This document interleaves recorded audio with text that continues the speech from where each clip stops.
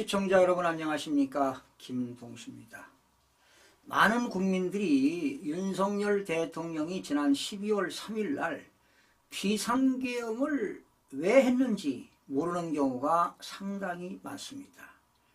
여러분, 윤석열 대통령이 이 비상계엄을 한 이유 세 가지만 간략하게 말씀드리면요, 거대 야당의 폐악질입니다. 입법 폭주를 하고요, 또 악법을 만드는 것이죠.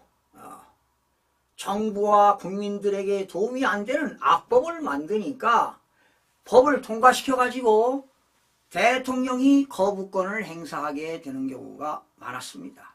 이게 바로 입법 구테타 아니겠습니까?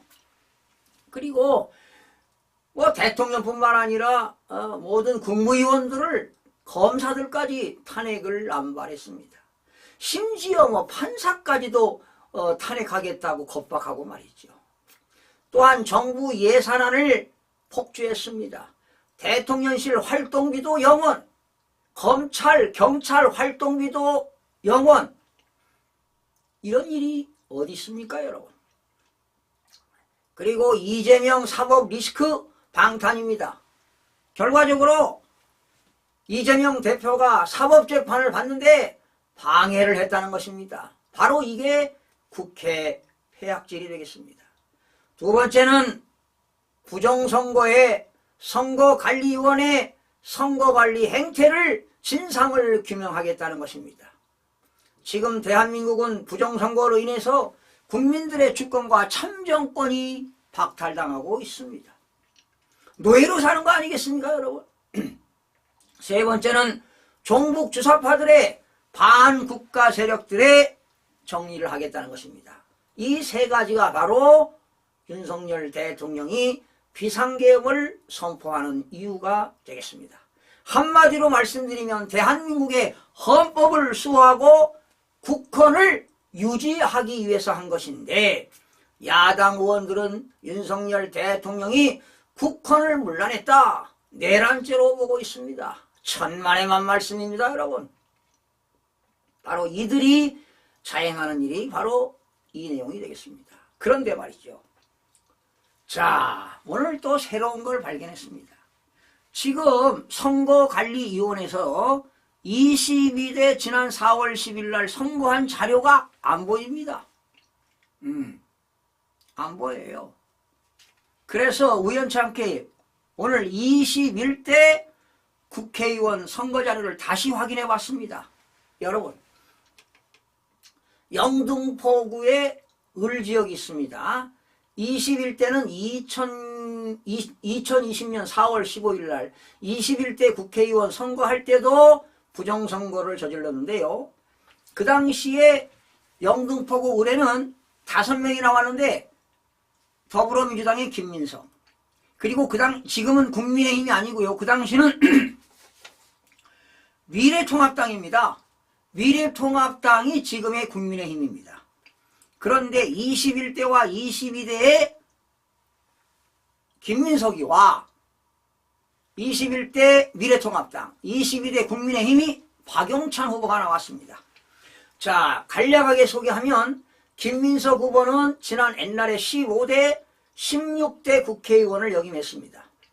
그리고 민주당 최고위원과 비서실장도 역임했습니다.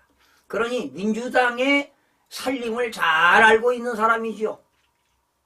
그런데 김민석 후보는 2017년부터 2019년 5월까지 민주연구원 원장도 지냈습니다, 여러분. 그리고 후임에는 양정철이 후임 민주원장이 됐습니다. 그러면 김민석과 양정철의 어떤 커넥션이 있었는가? 이것도 매우 의심이 갑니다. 그리고 박용찬이는 2번 떨어졌네요, 여러분. 2번 떨어졌어요. 지금 영등포 을 당협위원장인데요, MBC 앵커였죠. 언론인 출신입니다. MBC 논설실장도 지냈는데 언론인인데, 이 박용찬 후보가 2번 떨어졌다고요. 진짜 당선됐는데 2번을 김민석 후보가 가짜로 당선되었다는 사실입니다, 여러분. 바로 이게 불공정사회 아니겠습니까? 바로 중앙선거관리위원회가 내란죄를 범하고 있는 것 아니겠습니까? 흥분하지 않을 수가 없습니다. 만약에 이 박용찬 후보가 이런 내용을 모르고 있을 겁니다. 자기가 잘못해서 졌다. 열심히 못해서. 그러나 천만의 말씀입니다.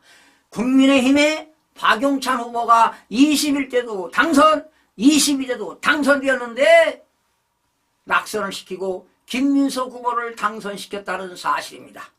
이렇게 선거관리위원회가 사악하고 교활하고 범죄 집단 범죄의 소굴이라는 것을 국민 여러분들이 알아야 합니다. 그래서 윤석열 대통령이 중앙선거관리위원회 선거관리 행태를 뿌리 뽑고자 계엄을 선포한 것입니다, 여러분. 자, 21대 거를 소개해 드리겠습니다, 여러분. 21대입니다. 지난 2020년 4월 15일 날 후보가 5명이 나왔는데요. 자, 더불어민주당 김민석 후보, 그리고 미래통합당입니다. 그 당시는 미래통합당 박용찬 후보입니다. 이 박용찬 후보가 22대도 이겼습니다, 여러분. 그러니 2번을 졌으니 중앙선거관리위원회가 2번을 박용찬 후보를 물을 매겼다, 이런 얘기입니다. 이게 얼마나 비통한 일입니까, 이게. 선거관리위원회가 김민석 후보는 47,075표를 얻었습니다. 제가 이건 오늘 조사한 겁니다. 그리고 박용찬 후보는 41,537표를 얻었다고 이렇게 발표를 했습니다. 그래서 중앙선거관리위원회가 5,538표를 이겼다고 발표했는데 제가 조사해 보니까 여기에는 가짜표가 9,871표, 9,871표가 이게 가짜 투표가 있었다는 사실입니다, 여러분. 그래서 실질적으로 얻은 건 37,204표를 얻었습니다. 그래서 21대도 박용찬 후보가 몇 표를 이겼느냐? 몇 표를? 4,333표 차이로 승리를 했습니다. 그런데 21대도 김민석 후보를 당선시켰고 22대도 김민석 후보를 당선시켰습니다. 김민석 후보는 더불어민주당 최고위원 가짜 국회의원입니다. 전현희 가짜 국회의원, 박찬대 가짜 국회의원, 그리고 대표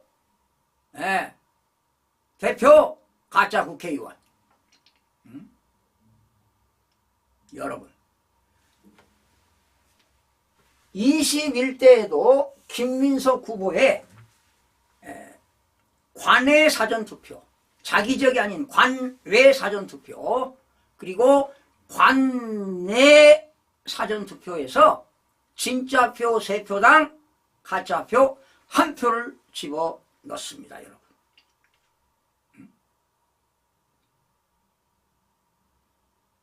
그런데 국외 부재자 투표는 21대는 장난을 안 쳤습니다.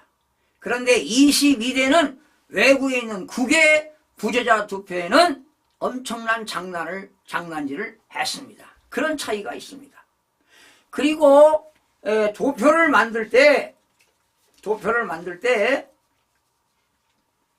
21대는 예를 들어 영등포다 소개 관내 투표 당일 이렇게 나왔습니다. 그런데 22대는 소개 관내 사전투표, 그리고 1투표소, 2투표소, 3투표소, 4투표소 이런 식으로 혼란스럽게 표를 만드는 것이 특징입니다.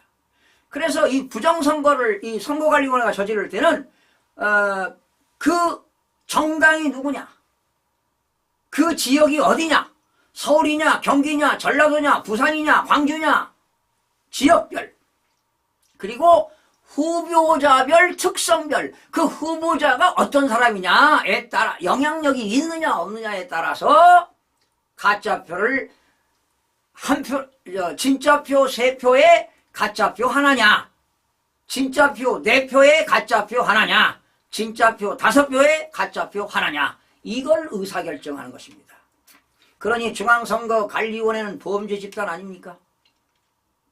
그런데 21대와 22대 같은 수법이기 때문에 중앙선거관리위원회 선거 일개 공보, 거기에는 5명 있습니다.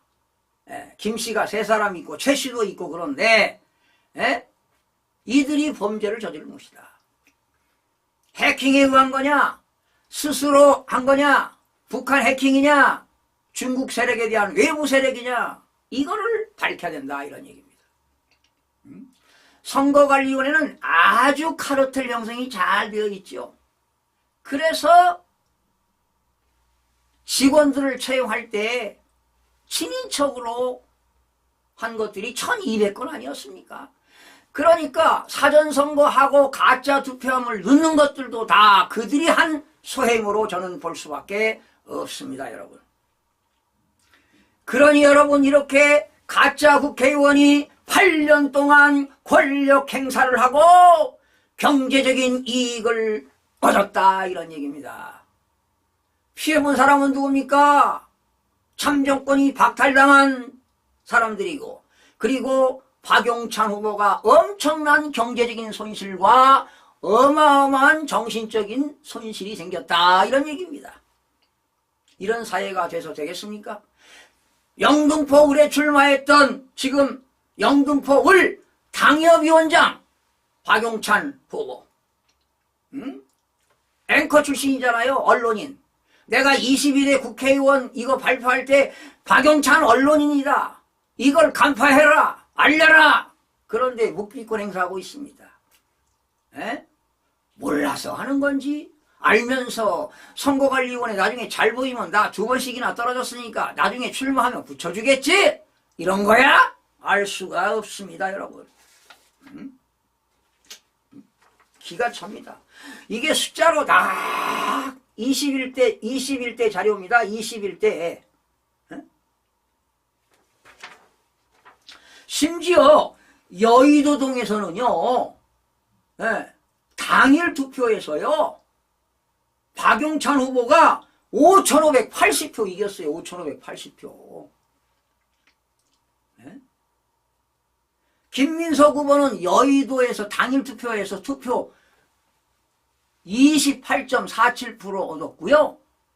박용찬 후보는 71.5% 얻었습니다, 여러분. 그러나 신길 제1동에서는 박용찬 후보가 졌습니다. 그리고 신길 제4동도 54표 졌고요. 신길 제5동 137표 졌고, 신길 제6동 168표 졌습니다. 신길 제7동 이거는 박용찬 후보가 217표 이겼습니다. 그리고 대림 제1동 김민석 후보가 373표 이겼고, 그리고 또 대림 제2동도 437표 이겼고, 대림 제3동 887표 이겼습니다. 바로 이런 것들이 지금 21대 국회의원 선거 자료입니다, 여러분. 그러니 김민석 후보는 8년 동안 2번 21대, 22대 국회의원을 해먹었습니다. 그리고 더불어민주당 최고의원이 됐다는 사실입니다, 여러분. 통탈할 일 아니겠습니까? 그러니 박용찬 후보는 엄청난 경제적, 정신적, 육체적 얼마나 손실이 컸겠습니까, 여러분? 이러면 되겠습니까, 여러분? 오늘 우연찮게 조사하다가 자료가 22대 자료가 안 뜨길래 21대를 다시 혹시나 하고 했더니 이런 사실을 또 한 번 발견했습니다. 참 기가 찰 일 아닙니까?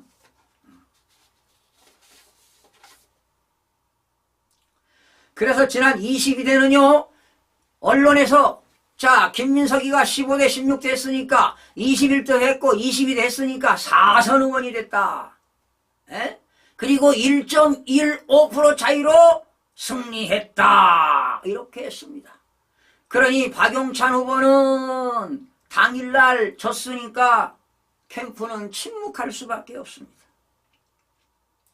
그 당시 김민석 후보는 22대 4월 10일 날 당선되고 국정 방향을 바꾸라는 국민의 민심이 강하게 느꼈다, 이런 이야기를 했습니다. 이 말은 허위라는 사실 아닙니까? 거짓과 허위.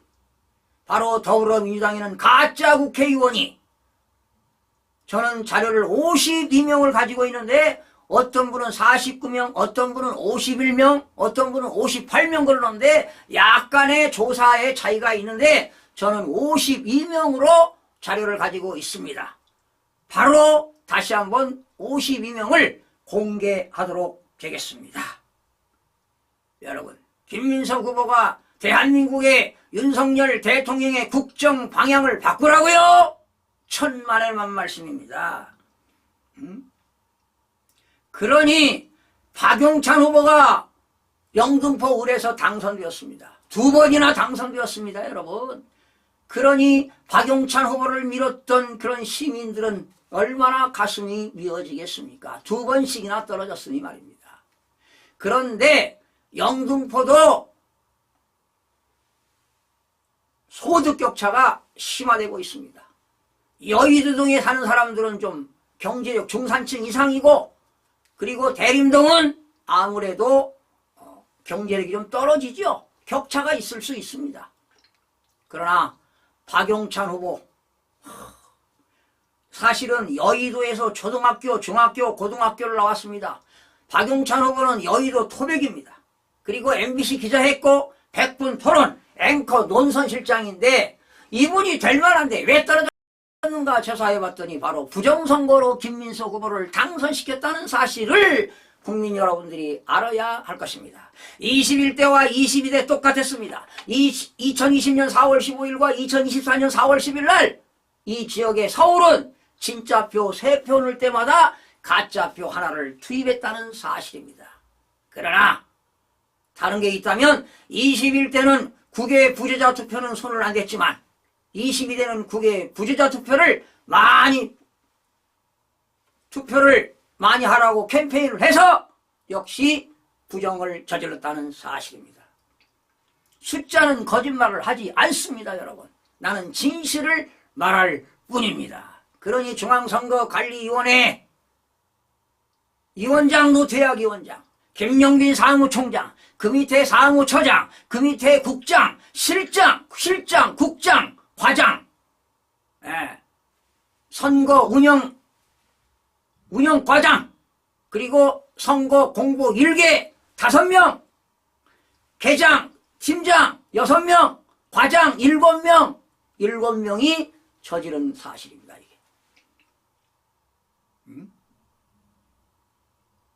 이게 중앙선거관리위원회 카르텔이 엄청나게 형성되어 있다는 사실입니다. 그래서 윤석열 대통령이 비상계엄을 선포해서 이거를 잡기 위해서 비상계엄을 선포했습니다. 그러니 어찌 윤석열 대통령이 내란죄가 성립된단 말이오. 비상계엄은 대통령의 고유 권한이고 대통령의 통치행위라는 여러분들이 알아야 될 것입니다. 이런 행태를 저지른 사람이 바로 내란죄입니다. 그리고 여러분, 의심 가는 게 있습니다. 여의도에서 젊은 사람들이 윤석열 대통령 탄핵을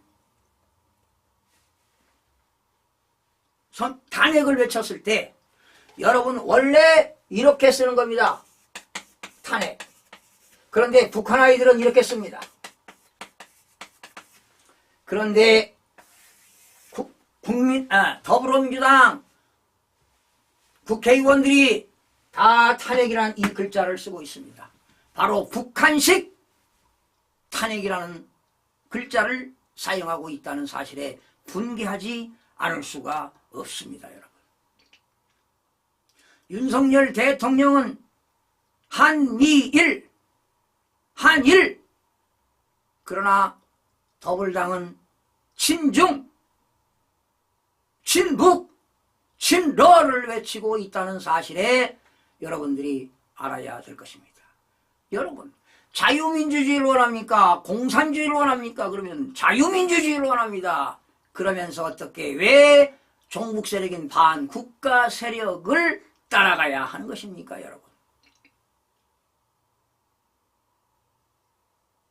진실을 말할 뿐입니다. 여러분 고맙습니다.